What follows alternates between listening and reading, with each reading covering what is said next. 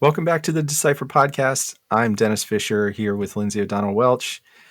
Linz, it's been a pretty busy news week, which is good for us. Not always great for everybody else when there's a lot of security news happening, but it was an interesting week, I thought. Plenty of big stories that we want to talk about.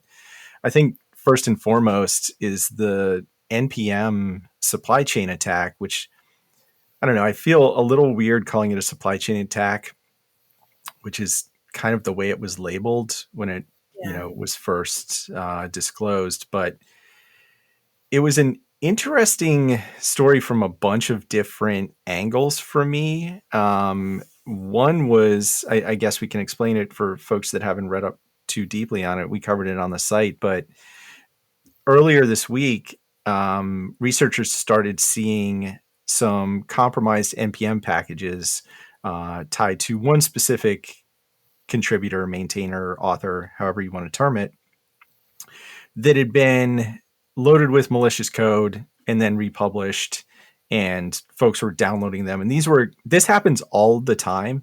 I think that's one thing we should point out. This happens all the time on NPM. It happens on GitHub. Happens anywhere that people are downloading, open source packages or public code repositories.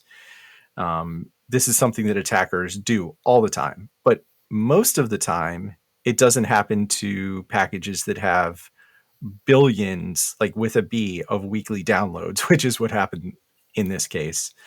It just so happened that this maintainer clicked on a phishing email that I saw the email itself. I don't know if you read through it, but it Yeah. it was legit. I mean, it It was looks good. Yeah. extremely plausible. The Yeah. one thing that looks implausible is the domain name, but I wouldn't have known that because I'm not an NPM contributor. But it was a phishing email asking folks to update their 2FA factors because they hadn't been updated in X amount of time. It was pretty like I felt like it was targeted Yeah, mostly towards NPM developers. Yeah. So definitely. And I this maintainer happened to click on it, went through the whole process, and his account ended up being compromised. And that's how the malicious packages were published. And it happened to a few other maintainers over the course of the week as well. And the fear was when this first happened that these extremely popular packages, this could be a really disastrous incident because of the popularity of these packages and how many other downstream dependencies there might be. This mhm. could have this really long tail. And the malware itself was, as you might expect, looking to hijack traffic and steal cryptocurrency credentials and that kind of thing. I mean, I feel like this is 2013, but this is still happening. Yeah. Luckily, it didn't really turn out to be a huge thing. It was Mhm. you know embarrassing, and it was a problem for these maintainers. Sure, they were able to get their accounts back, and they were able to take down the malicious packages with the help of NPM and republish clean versions. But I think it was yesterday, Wednesday, that I saw an estimate that the attackers had gotten something like $600 total dollars, like from this Yeah. cryptojacking campaign, which warms my heart that they weren't able to actually get anything. But I know. um, it was for a while there, about 24, 36 hours, folks were really, really concerned about the Mhm. potential consequences for this. And I think it's one of those things that just highlights the kind of interconnected and interdependent nature of the ecosystems that we all depend on for, just everyday work.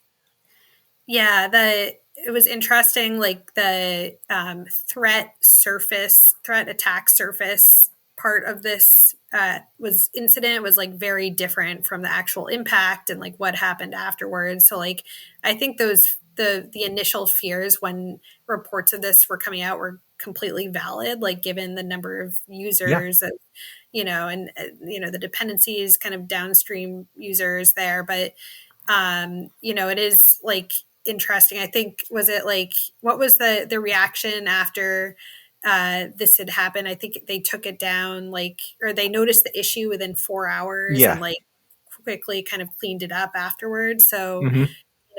and the other thing too is looking at what the threat actors decided to do in this situation. I mean, they were pretty like it seemed like it was pretty noisy. Like it was, Yeah. this wasn't something where they were trying to hide at all. So No. yeah, Yeah, there were a few things that were sort of fortunate. One, the developer uh, noticed it quickly and was able to remediate the problem and start working on getting things fixed relatively quickly.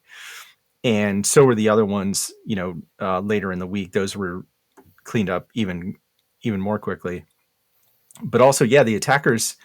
I saw a bunch of security researchers and friends of ours saying you had access as an attacker to all of these machines yeah, and you just tried to steal cryptocurrency.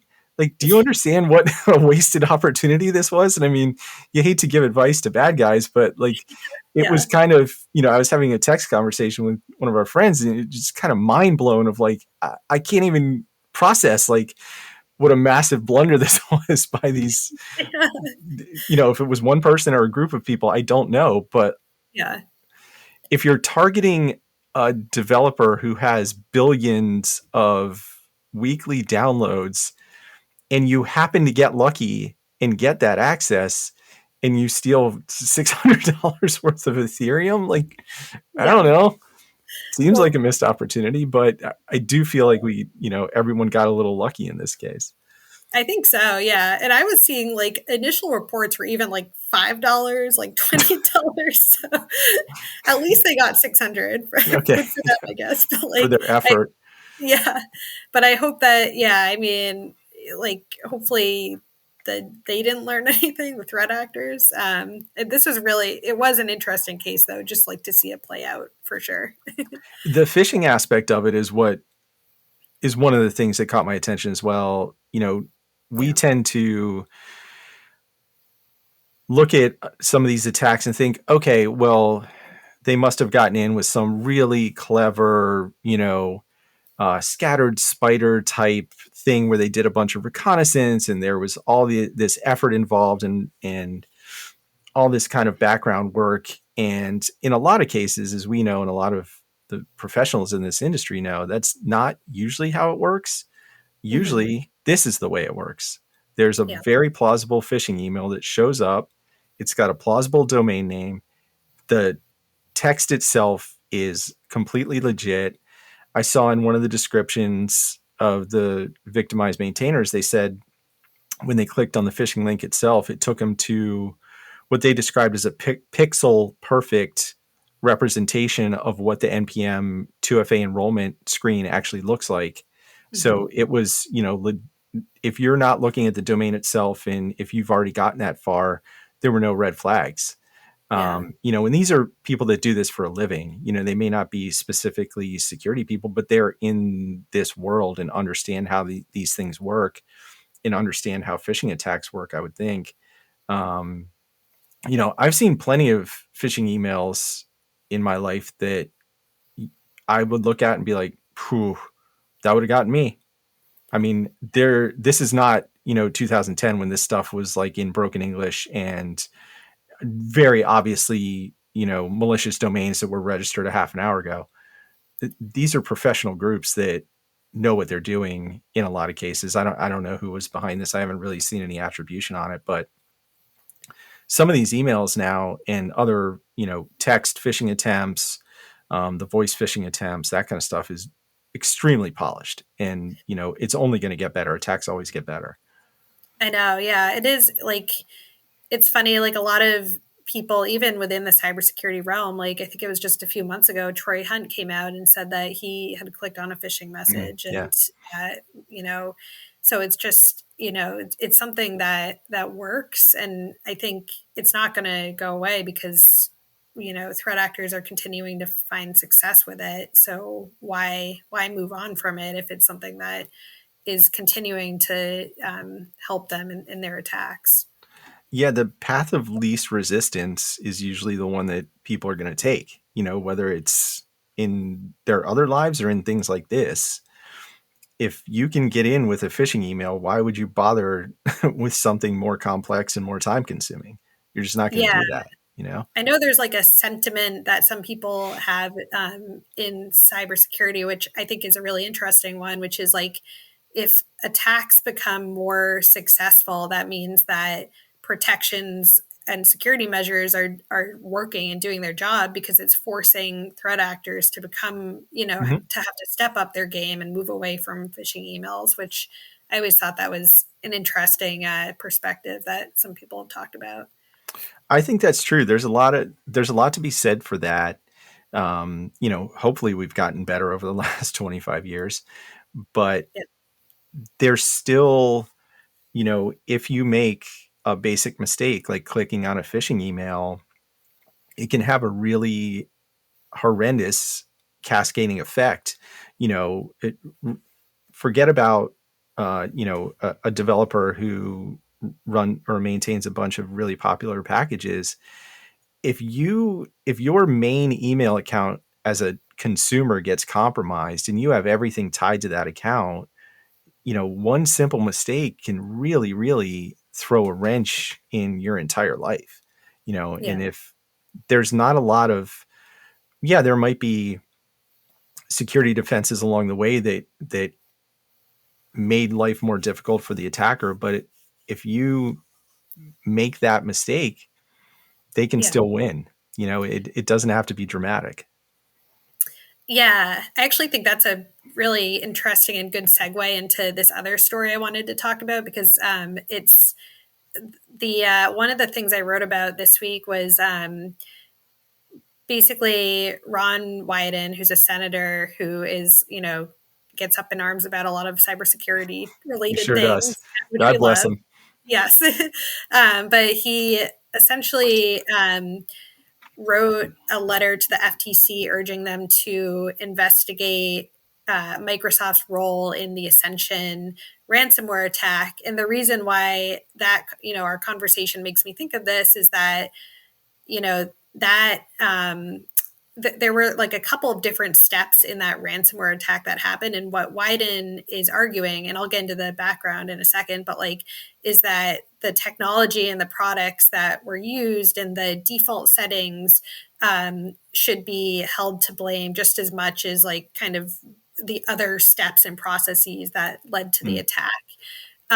So essentially, if you remember to last year, this ransomware attack was on Ascension, which is this it's this healthcare provider, and I think it led to I think it was like 5.6 million patients' data being compromised, and they were all kind of the ugly fallouts that you see from yeah. ransomware attacks, especially in a healthcare critical infrastructure type of organization. But yeah, so essentially, Wyden was urging the FTC to look at Microsoft's role in particular, because his argument was that the Ascension hack started when a contractor clicked on a malicious link through a web search from Microsoft's Bing search engine. And then after the contractor's laptop was infected with malware, because of some of the default settings that Microsoft has, threat actors were able to easily, more easily get access to privileged accounts on the AD server and kind of move from there. Yeah.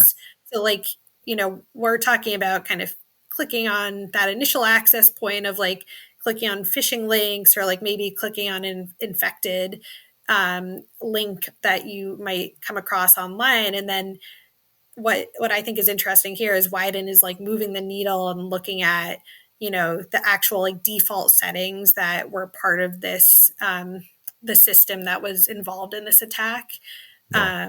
It's really interesting, and I know there's been a lot of discussion about kind of moving that needle over the past year or so, maybe 2 years, with like, every the conversations about secure by design. And, you can think about that as you want to think about it. But like, I think there is like a little bit of um, a narrative right now around trying to make sure that like it's not just the end user who's responsible. It's not only just the impacted company as well, but also the products that they're using. This is something that is pretty fascinating to me because it's been going on in one form or another for quite a long time. You know, it's kind of what was behind the original trustworthy computing initiative at Microsoft in a lot of ways. They were getting a lot of pushback from customers and specifically government customers about the security issues with Windows and at that time Internet Explorer and the default settings and how difficult it was for users to use this software safely. And it's all coming back around in a different form, it sounds like. But in almost every case, what happens is the software provider just points to the end user license agreement that you clicked on when you installed their software and says, you agree to this. This is the product that you bought or downloaded or whatever. And if you don't know how to use it safely, that's not our fault. And that's almost always how it winds up, you know, getting resolved or pushed to the side. Because this stuff is sold or provided as is. You know, this is what you get. Don't Yeah. don't hurt yourself with our software. Yeah. And that's been an argument for as long as there's been software, unfortunately. But you know, Wyden is nobody's fool, and he understands all of Yeah. that. So it's interesting to me that he's still deciding to take this tack. And you know, we should say he's a senator from Oregon, and Microsoft is right up the road from him in Washington. It's not very far away, and he has been on Capitol Hill for a very long time and understands how technology works, and also understands how Washington works and how you know, these kind of situations work. So he's not doing this just for fun and games and to like rattle somebody's cage. You know, he Yeah. does this stuff because he believes in it. I think, you know, Yeah. there's some politicians you could just dismiss out of hand and be like, well, that's a publicity stunt, or that guy's running for reelection, or you can see where this is coming from. Um, Yeah. but I I think has good intentions, but I'm not sure how far this kind of thing will go. I know, yeah. It is funny. I was looking at like some of the other like because Microsoft in particular has come under the spotlight over the past few years, especially with some of the thing like the cyber safety review board, Hmm. which I miss. But if you remember that big report they did and I do. about the exchange online intrusion, those types of things. So I think this is kind of just the latest call out that we're seeing, but to your point, like yeah, Wyden is on a tear, and I love it. Like he has also done, I think it was like 2 weeks ago, um, he wrote something about the hack of the federal courts case management system, Yeah. which was earlier this summer, and basically trying to ask for an independent review of kind of the attacks and how the U.S. judiciary system carries out security measures and its different practices. So, like, I think it's heartwarming to see someone in the government who understands technology and cybersecurity specifically to this level and depth, and who is kind of using that understanding to try to you know call out people. And I don't know like where a lot of these letters go. Like if I I know know. like sometimes he's asked for responses and sometimes he's actually gotten responses, so that's interesting from public disclosure perspective to see that. But I'm happy there's someone out there in the government needling on these more in-depth things. Yeah, I feel the same way. And the question of where these letters go and if anybody ever pays attention to them or if they just move on to something else, you know, 2 days later is a good one. And I think in a lot of cases, unless there's some, you know, regulatory authority or something along those lines that the letter writer has, you know, aside from just being like, I'm a senator and I wish you would do better at this. Yeah. I, in a lot of cases, they're like, thank you for your interest. We're going to go about our business, you know? Yeah. and that's kind of where it ends, unfortunately. Like Yeah, just that. like polite dismissal. Uh-huh. Yeah, or Yeah, even just you know, complete indifference and ignoring it. yeah, But in some cases they do respond and say, here are the things we're working on and here's what we can do. But it all kind of comes down to the fact that if you're using computers and software, you're doing so at your own risk. It's like yeah, getting on a Ferris wheel. You know what you're in for. You could get stuck at the top. yeah. Oh no. That's a great analogy. Yeah. Um, and that kind of brings me to the last thing I wanted to talk about was Apple this week, as part of, I guess, their fall rollout for their new iPhones, released what is a pretty rare document for them. They have this blog that our friend Ryan is always joking about, like they update it once a year or every 18 months, or which that might even be more often than they do. But they put out this very long blog post about a new memory safety technology that's included in the new iPhones, the new version of iOS that's going to be coming out. And I read it, and I would like to say that I understood it. I can't say that. I understood the basic principle behind it. I understand what Apple is trying to do. They're essentially introduced a new way to kind of break um, memory corruption exploit chains, which is the main way that specifically mercenary spyware vendors are able to get access to iOS devices. It's one of the ways that, you know, these intrusion vendors have to get into what are essentially the most secure computing devices that you can buy.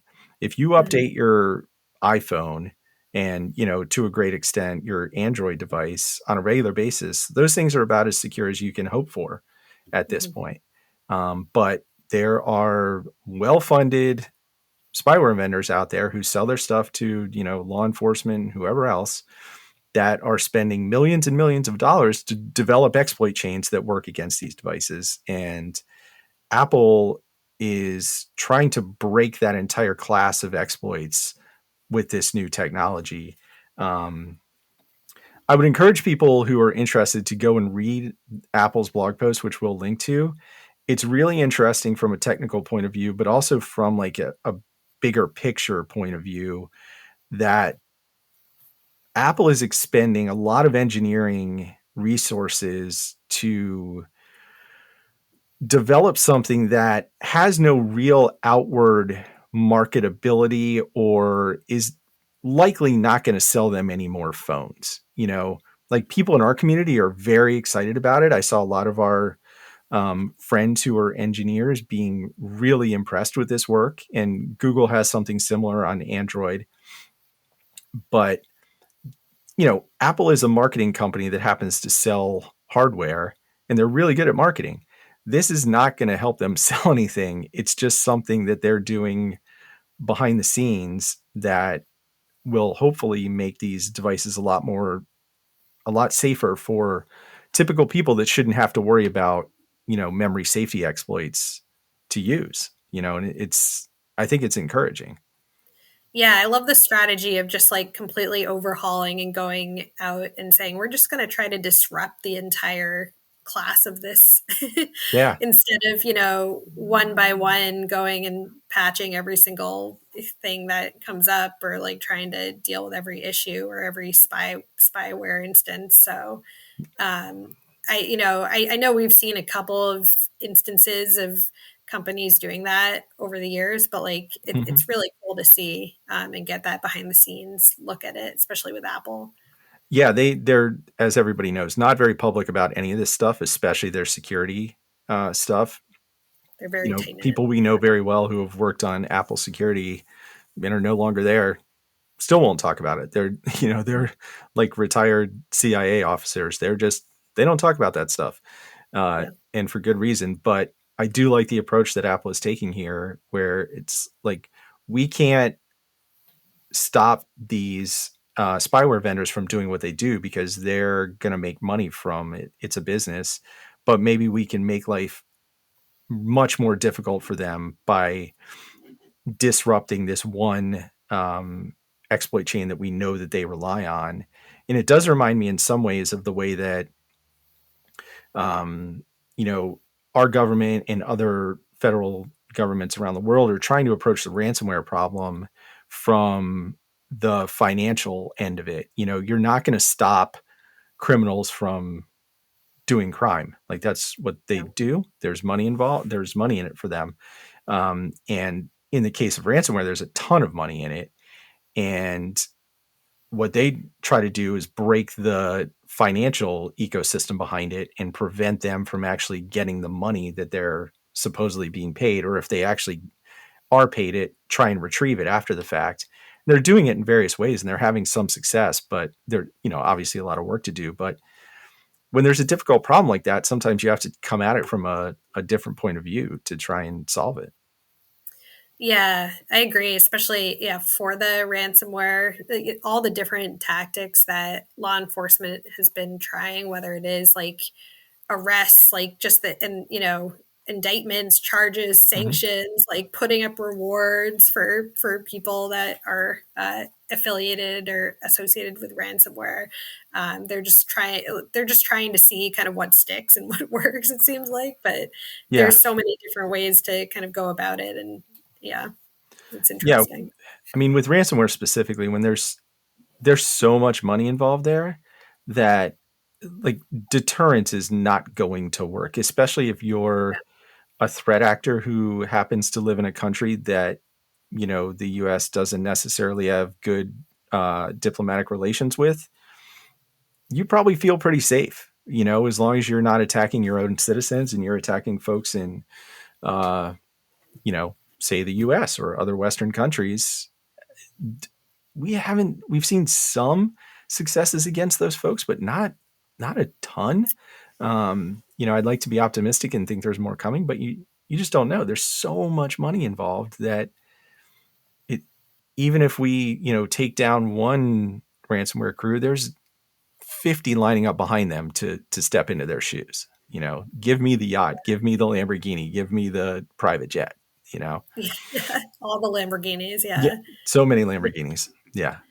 That's yeah, I was actually thinking about that when I wrote up about the Justice Department this week indicting a Ukrainian national who was tied to several different ransomware Yeah. attacks like Locker Goga and Mega Cortex and all these ones where I was like, this is a throwback to like 2019 or whenever those came out.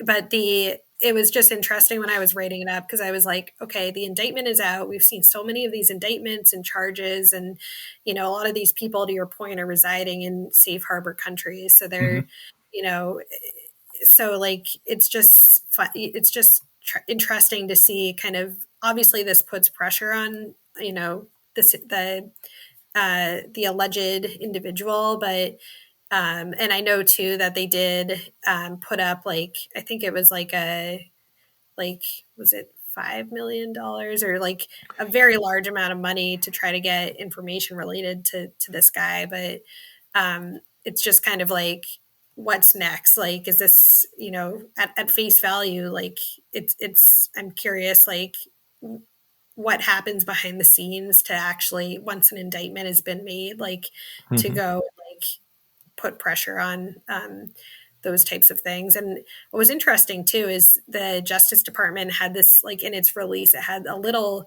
tidbit which it said that it had secured the conviction of over 180 cyber criminals since 2020, which I thought was interesting. I hadn't seen a stat like that before. No.